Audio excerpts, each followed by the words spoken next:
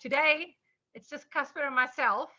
The rest of the team are already in Limpopo, and we are doing they're doing they've got an exhibition from yesterday till Friday, and then of course we have the Limpopo regional competition on Saturday. So for us it's a very busy week this week, and so yeah, we divide and conquer and we get on with what we have to do. I'm sure Anzani is going to join us just now. She had a couple of things she needed to finalize, and so that's the team. That's the team. And so we welcome you. Casper's got the recording going, and I really need to welcome you to M2. I'm kind of hoping that everybody has completed M1. That is kind of, you do M1 and then M2 and then we do M3. But if you haven't done M1 and you haven't submitted your portfolio, you're still welcome to stay in the class. I might be referring back to some things, but you're still welcome. And I also need to assume that because you finished M1, that you know about the UNISA MOOC portal, the massive open online course. And I'm just going to ask, is there anybody for whom I need to show how to access the content on the UNISA MOOC portal? Is there anybody that needs a bit of clarity? Or is everybody good about that? You're welcome just to raise your hand. I won't ask you to talk or anything. Oh, there we go. Okay, so we've got two hands. Rufilo, I'm assuming you need to know something about the MOOC portal.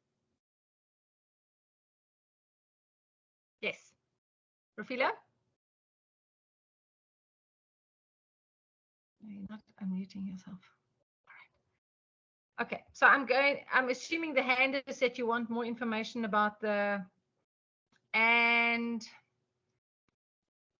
I hope I'm going to speak this. I'm going to pronounce this. Makanatling, Mrs. Makanatling. Do you also need information about the MOOC portal? Yes?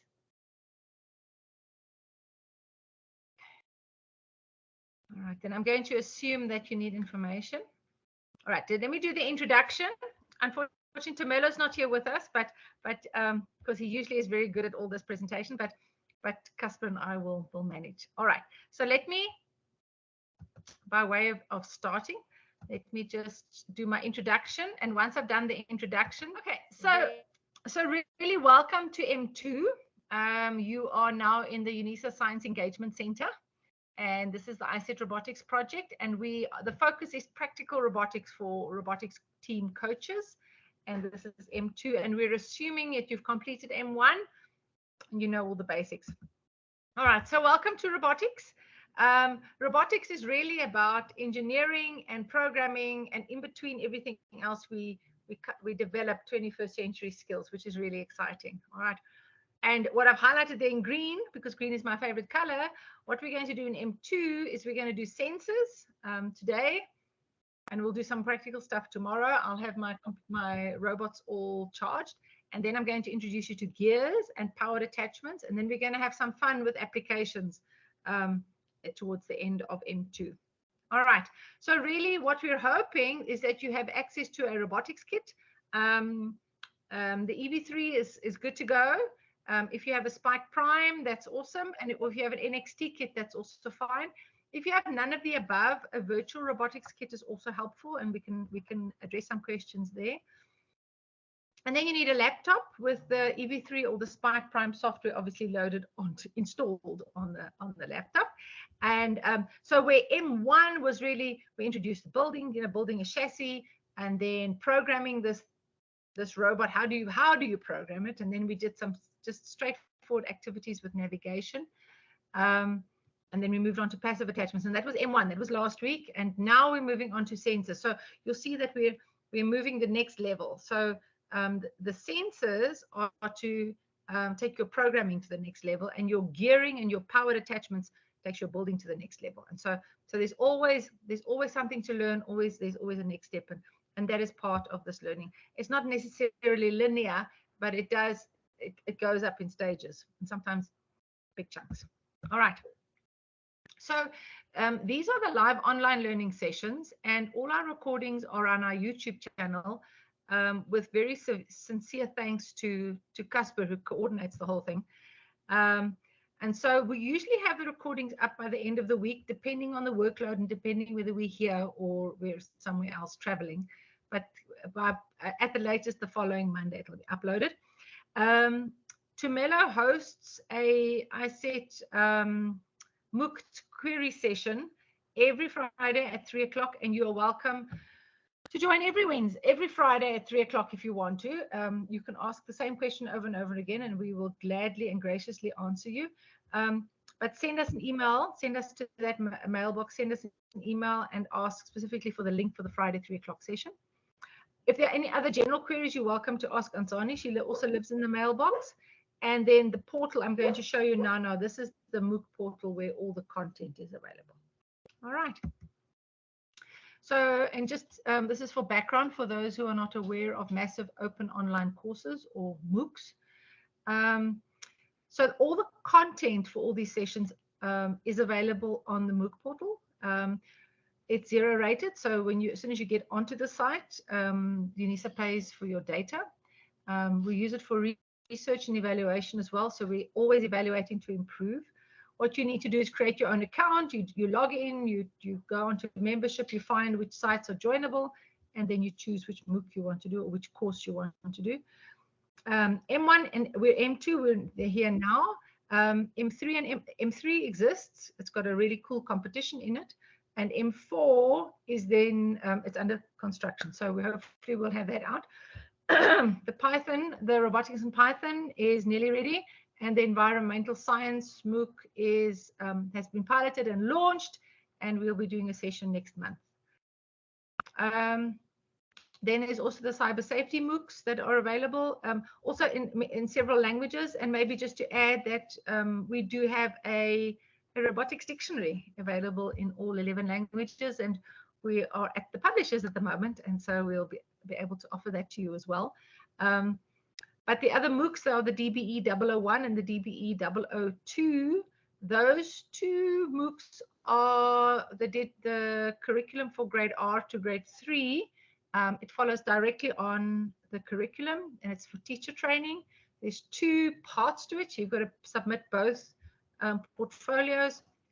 But if you go into the DBE 002 portal, you will find lesson plans and activities for grade R to grade 3, and for every single term, term 1 to term 4, and all the lessons. They're all there. You can just download them. But we would love feedback if you're going to use them. Okay. And just as a step moving on, there are also short learning programs available. I would definitely recommend you do the 2 practicals in that order, and then you do the theory in that order. But definitely in that order, whether you do the theory first, the practical first. But I think the practical first gives you kind of a better grasp of that. And then, of course, there's an exam for the short learning programs. All right. So let me just stop sharing a minute. And okay. So for those, I will go onto the MOOC portal. I'm not sure how many need to see it, but I will show you anyway. And maybe I need to share my screen.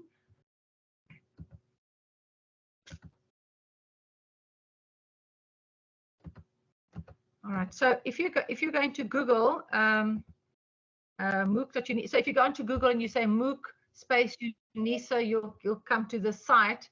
Now, because I work here on the site, I have a username and a password, but you're not going to have. So when you get onto the site, you're going to go to new account, all right, and you're going to create for yourself your own. You put in your username. Your user ID can be anything. It doesn't have to be your ID number.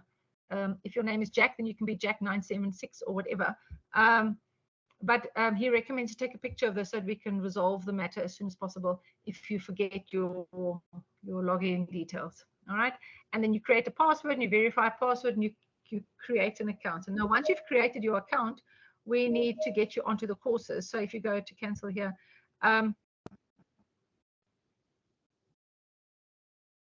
so then you need to log in. And so so when you're logged in, I'm just going to put my own login details here. Oh dear, let me just check what is my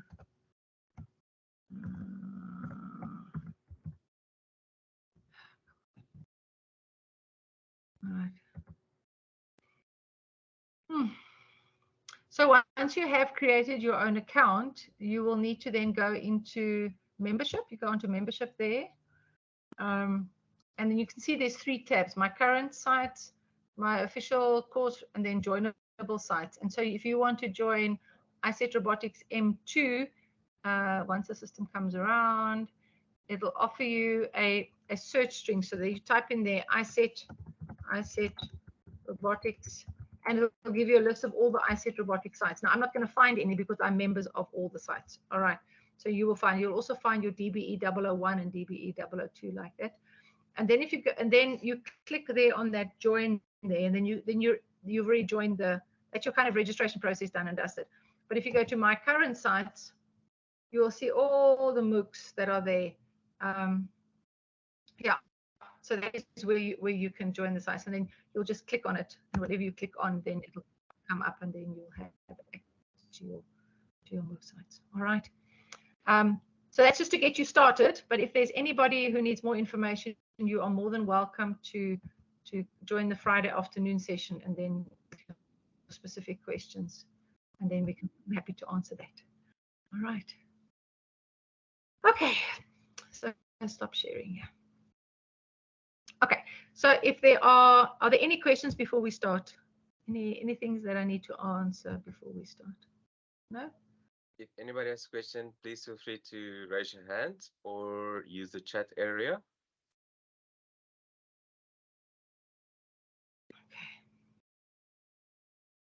Okay, so let's assume that everybody's cool and we can then carry on. Casper, you're going to do the blobby. Yes, Doctor. Okay. All right. So now let's go to Unit 1, and really this is where the excitement really starts in terms of robots. So the thing of sensors, what you're doing is taking your robot from a senseless robot to a sensored robot. Okay, and your sensors really give you feedback of where your robot is moving.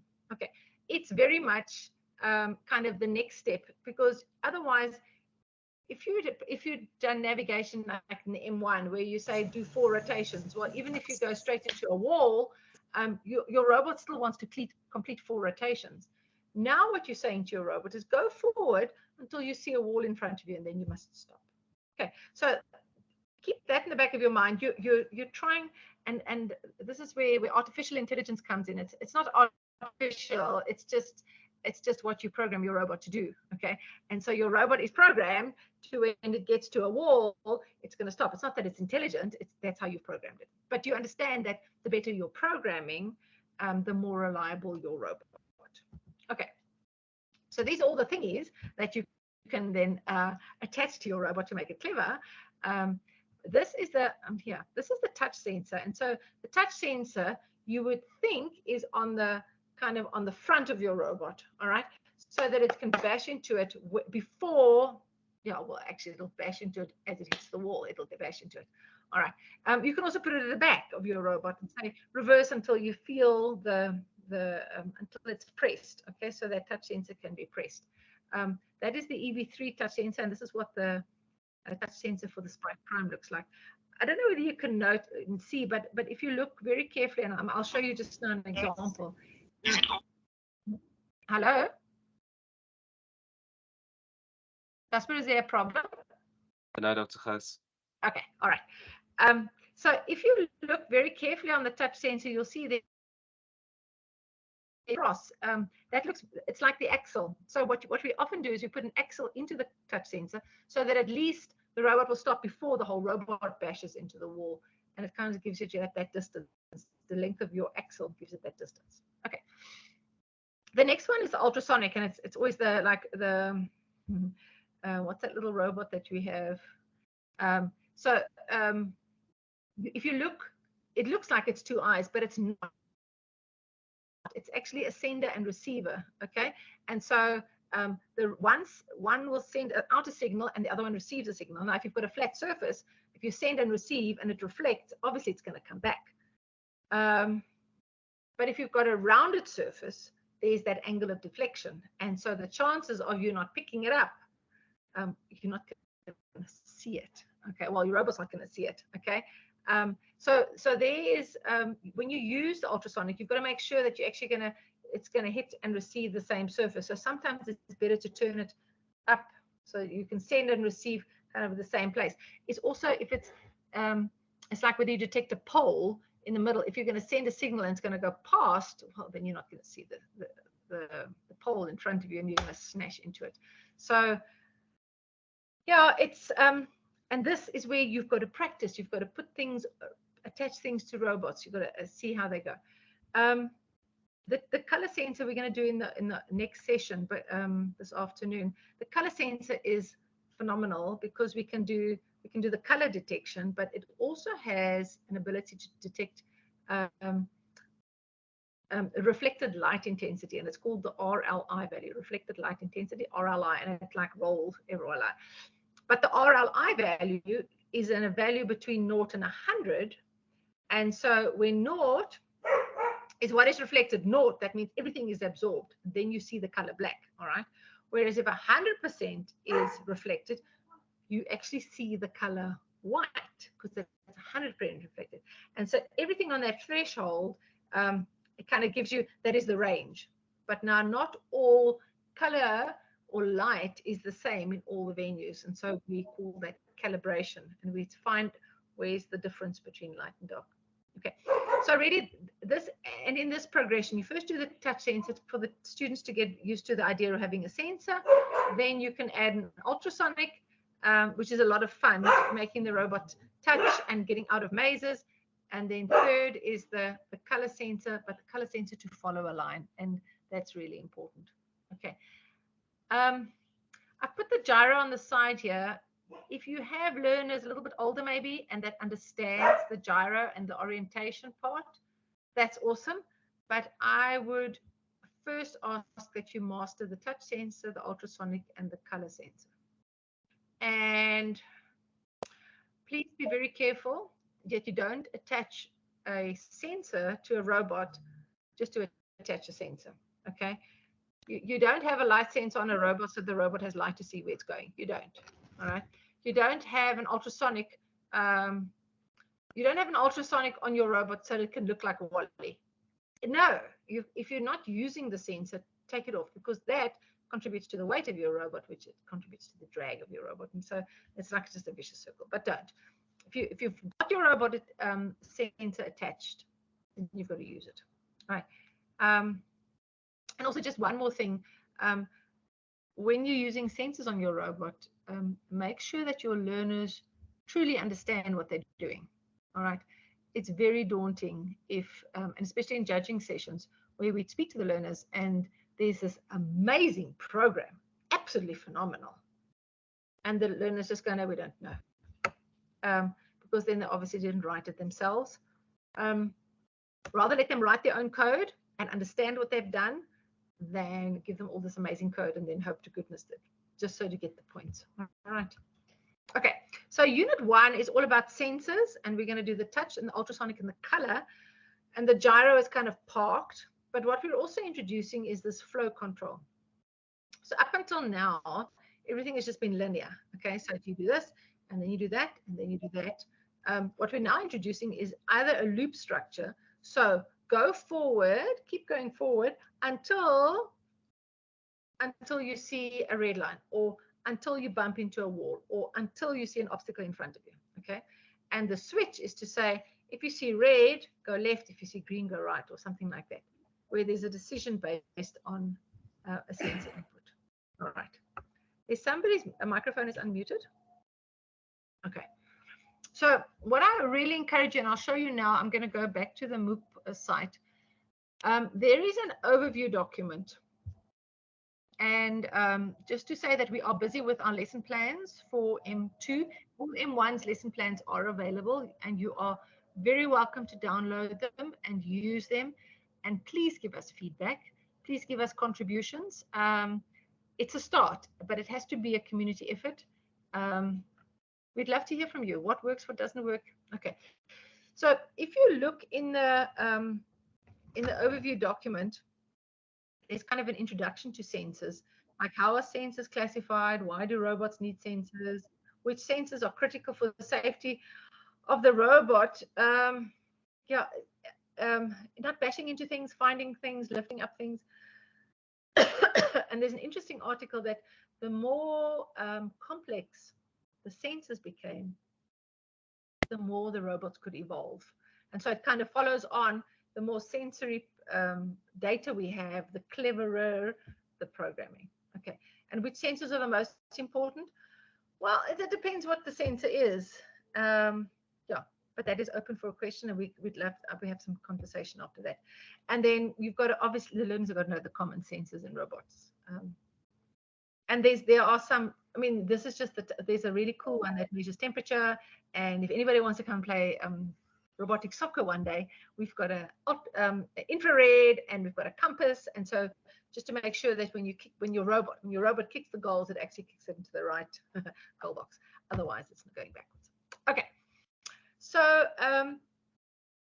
so the sensors give you that input data. And remember that in all systems, there must be an input, there must be process and output. And your processing is kind of whether you're going to go linear, whether you're going to go looping, or whether you're going to do a decision. And your output is then your reaction of your robot to say going forward, going backwards. All right. But your input is your input data. And obviously, you've got to make sure that it measures it correctly. And I'll also show you, maybe not today, maybe tomorrow, if you look on your control panel or on your port view, you can see and make sure where the sensors are attached, A, and B, what data is being read. Okay. You can program your robot to go 4 rotations from here to there when you've measured it and you know exactly where it is. Okay. But sometimes you can't measure exactly. And so that's when you need sensors to say, go forward until. All right. Okay. So linear, repetition, and decisions. Those are the three flow. There's only 3 flow controls in programming. Doesn't matter what you do. All right. So how do you attach it? Well, just like our eyes are attached to our brains by an optical nerve. All right. There's fibers in our brain, but not like the fibers we know.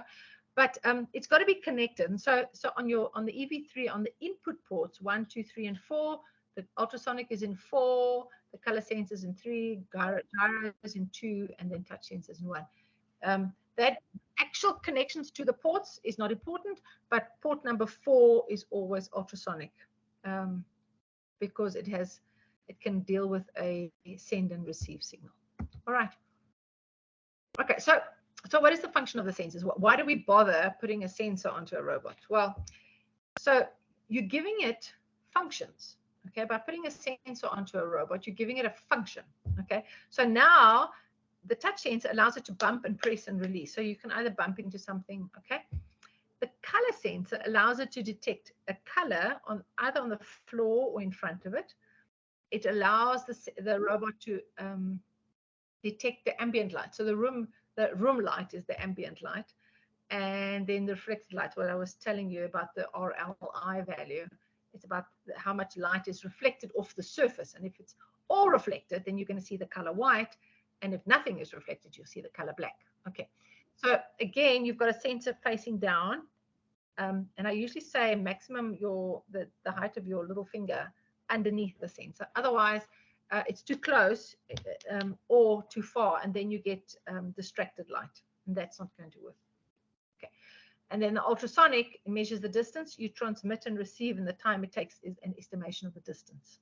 Okay. Okay, so just the robot doesn't know the environment. It doesn't know where it is, but it's got some idea when it does the sensing. All right, but we need to use that data. And what the whole goal for today is to be more effective and efficient robot movement, so that the programming is more effective. And then tomorrow we'll make the robot structure zhushed up. Okay. So if you look in your overview document, you have to do a whole lot of things because everything has got some build objectives and some programming objectives, and then it's got activities. And we are nearly finished putting together lesson plans for the activities. All right. Everything else you need to fill in yourself. You need to find examples, or even if you have the models, actually build it and take photographs and put it into your work document. And so that's extra. You're welcome to use it in your teaching material. Okay. So where do we attach an ultrasonic? Well, down the bottom here. It's got to be straight ahead. Otherwise, if it's going down there, it's only going to read the road. Okay, you wanted to go out, you wanted to see things. Sometimes you've got to lift the ultrasonic a little higher to make sure that it actually detects something. Okay, the color sensor in the middle, that's just the default. If you're following the line, but on the left-hand side, then you'll have to put it on that side there, and on the right-hand side, more closer to this motor.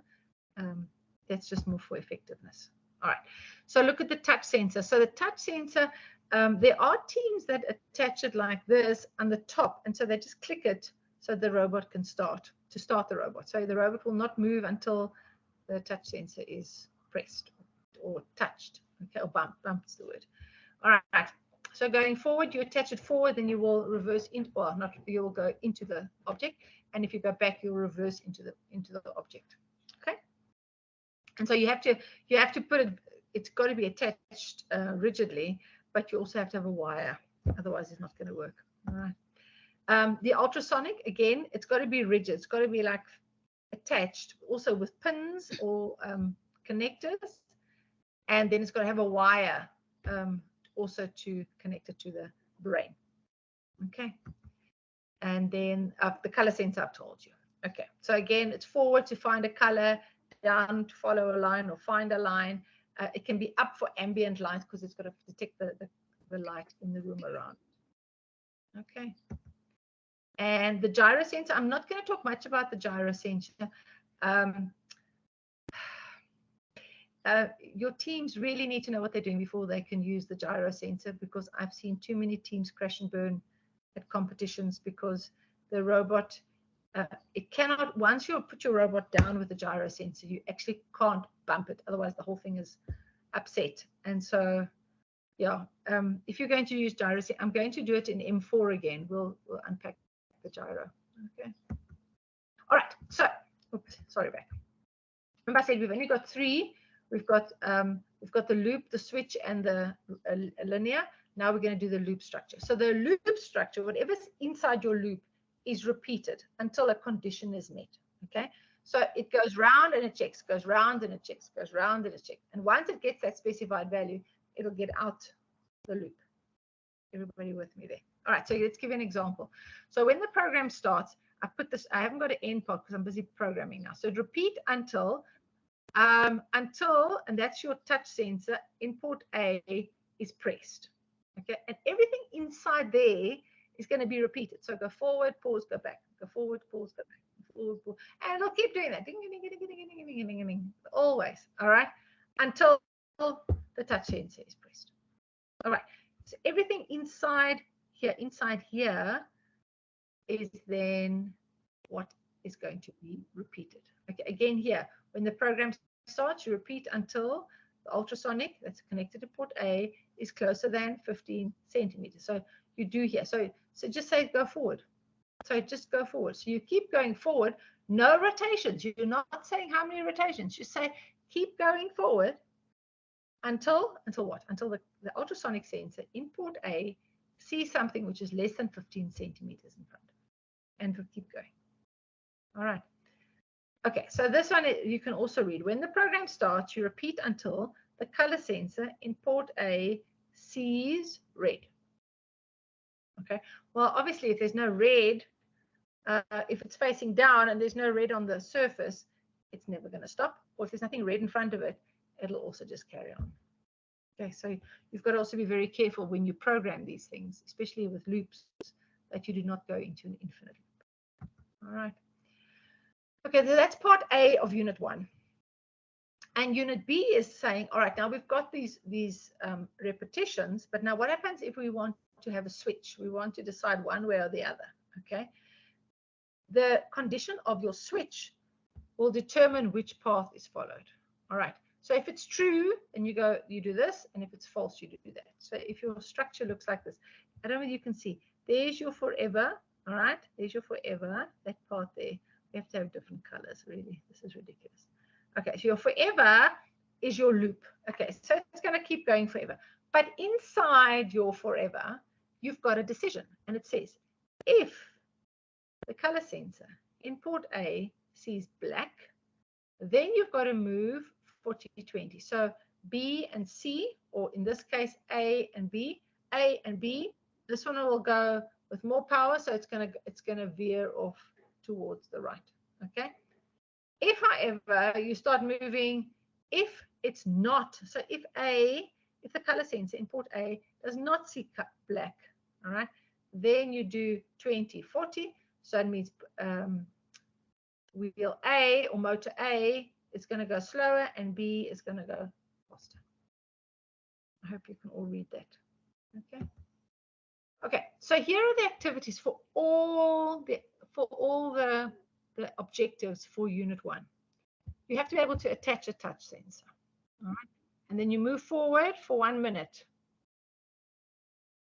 But you only move forward once you have touched the touch sensor to start it. All right. Otherwise, you attach a touch sensor, you program the robot to move forward until the robot collides with an object. Okay. And then it must stop and reverse 1 rotation. Okay. Again, ultrasonic must move forward. If there's an object in front of it, must stop and reverse 2 rotations. And then the touch sensor, and put them together. And so then you say, okay, so you must only start once you touch the touch sensor, and then you must go forward there and use ultrasonic to get out of a maze. So you have a maze. And let's see what you can do about that. That's an activity. All right. So obviously there is a huge collection of sensor videos. Some of them are awesome and some of them are not so awesome, but some of them you will find 1 or 2 that will really address the needs of your learners. And then you show that your learners also watch these videos, that they get an idea and then they get used to downloading really cool videos. And if they find something, I mean, I'd love for you to be able to share it with us and see where we're going with this, just to add sensors. All right. A lot. There's websites and there's computational thinking and loops and on the Spike Prime lessons, and that is the end. Just to say that there are lots and lots of resources, but there's nothing that will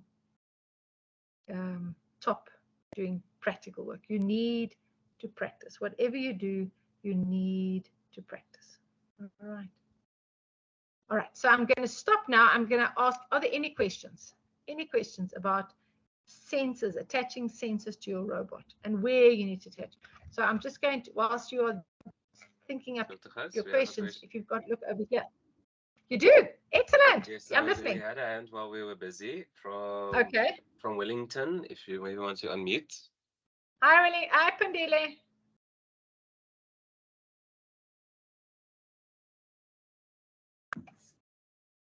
Hello, Doc. How are you doing? I'm good, and you? I'm fine, man. Fine, Mama. Yes. No, I was having a problem when I raised my hand. I couldn't. Okay. What you were saying versus what was on the screen was not the same. So I thought maybe my screen has stuck or what was. But at later time, it just worked well. So what you were saying was not displaying on my screen. So that's what I wanted to check. Okay. Okay, but you've caught up now. Yeah, no, I'm fine, man. Excellent. I'm glad to hear that. Thank you. Thanks, Pandile. Thank you. Sure. Awesome. Excellent. It's good to have Eastern Cape with us today. Thank you. Okay. If there's any questions, please feel free to raise your hand.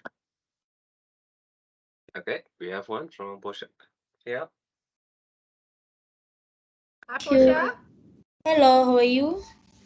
I'm good, and you, my dear? I'm also good. It's my first time attending the workshop today, ne? Welcome. Welcome. Hopefully not your last. No, it's not. It's definitely not. Okay. So all right. I wanted to know, how will you access the previous learning materials and the current one so that I can reflect from the previous one that I didn't attend? Okay. So Portia, there is a, as I explained, were you in the session when I showed you how to access the MOOC portal? No, I had a struggle to log in. Okay. So it's not a problem. So all the content is available on the massive open online course portal of UNISA. Okay. So, and I'll show you that after the next session. I'll show you how to access that. That's the first thing. And then all the recordings are available on the ICET Robotics YouTube channel. Okay. Okay. I wonder, Casper, do you want to show the QR code so everybody can just scan the QR code? I'll try and find the QR code now, Dr. Ghost. All right.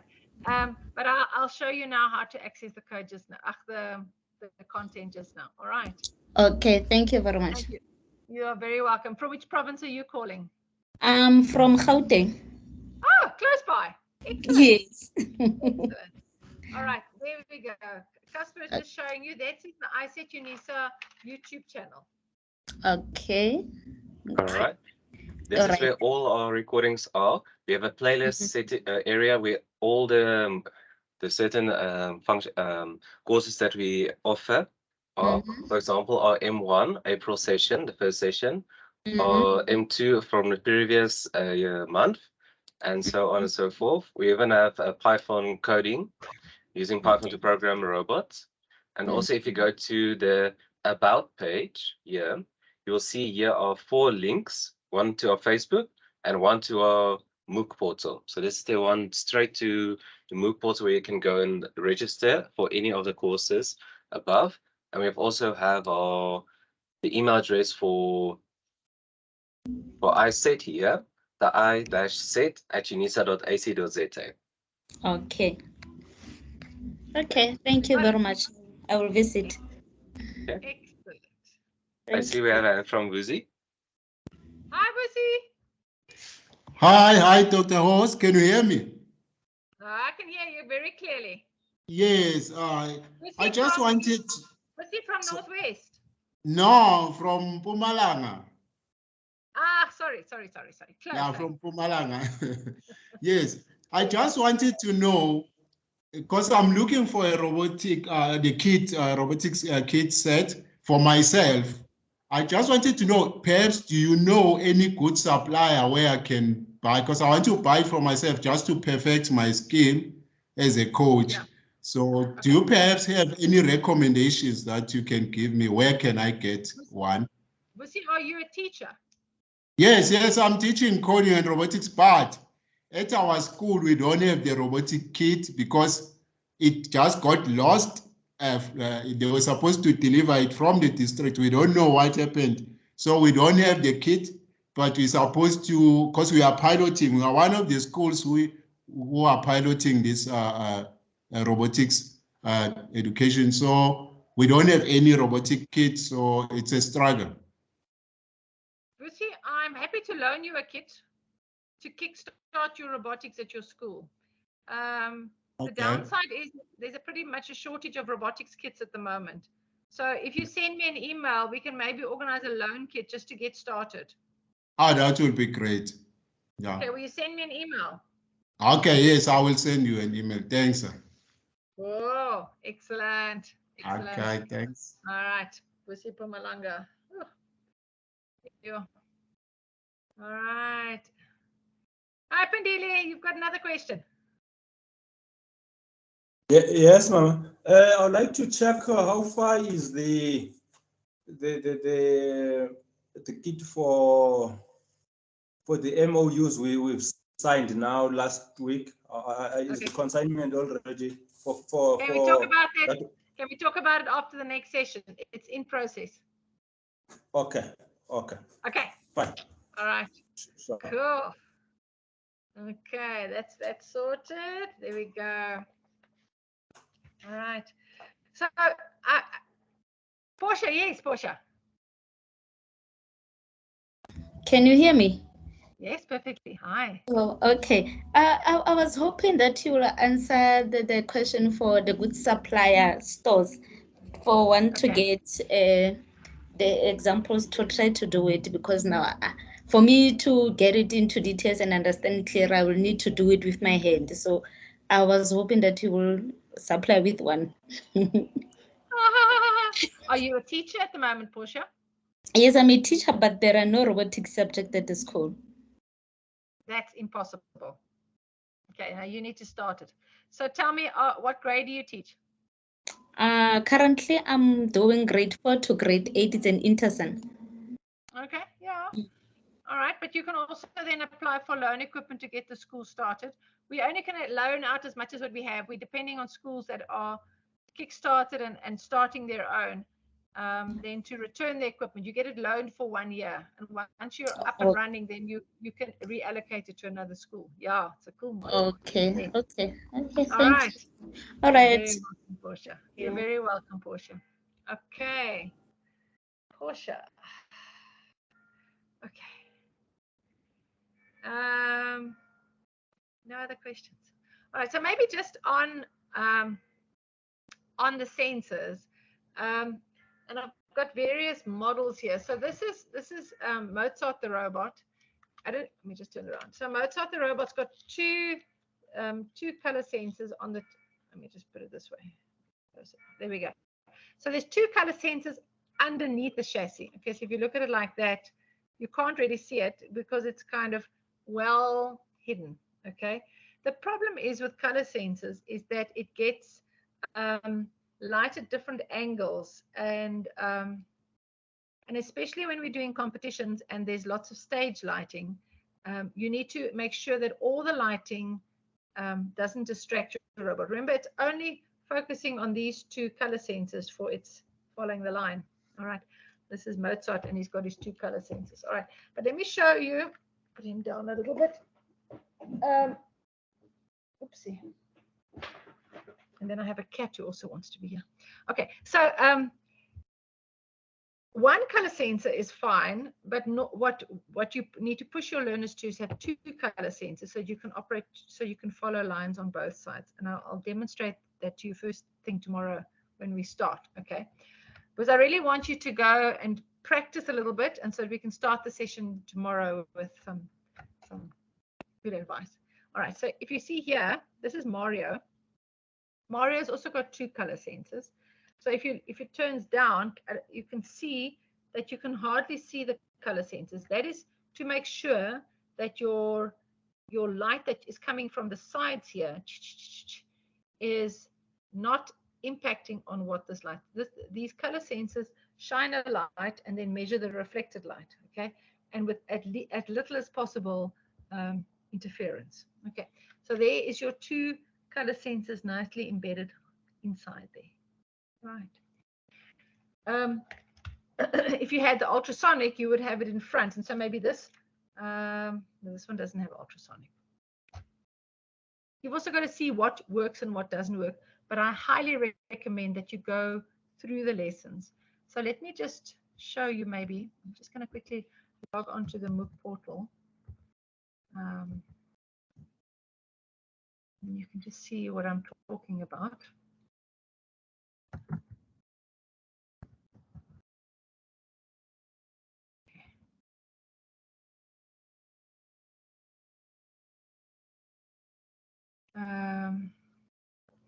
There is also just on a side on the YouTube channel, there's also a whole lot of other software that's available to teach robotics.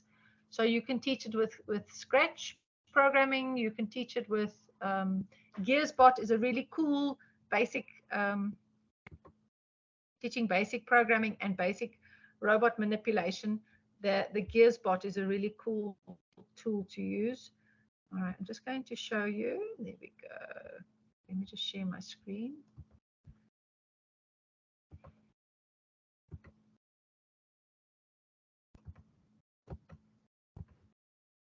There we go.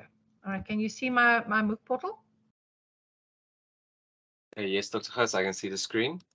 Awesome. So if you've got to M2, this is the M2 portal. Hide this here. There we go. So under syllabus, if you go to syllabus, there is the M2 document. So there is the overview document. There is your assessment template, and in February, I must put all the other online training onto that. But the M2 will give you a good overview document for each of the units. So if you download, you can download that, and then you follow. There are some objectives, and there's some for programming, and there's some objectives for building, and then there's activities that combine the two. Now, for those combined two, we are going to put lesson plans. We've created the spaces. We just haven't published it yet. We'll publish it as soon as possible, as soon as it's been QA'd. All right. And then what I also want to say is there's your assessment template. So you just download that, complete everything in the template, and then you upload that here for submit portfolio. So what you need to do is you need to go through each unit. So everything that we discussed today, if you look on Unit 1, you'll find all the content there that you can refer to. And it's available, and it's available till the end of the year, so it's not going anywhere. All right. I think that's all I wanted to say there. Okay. All right. So let's leave that. It's very slow today. Let me just get out there. Okay. All right. Everybody okay with that? So you know where to find all the content. All right.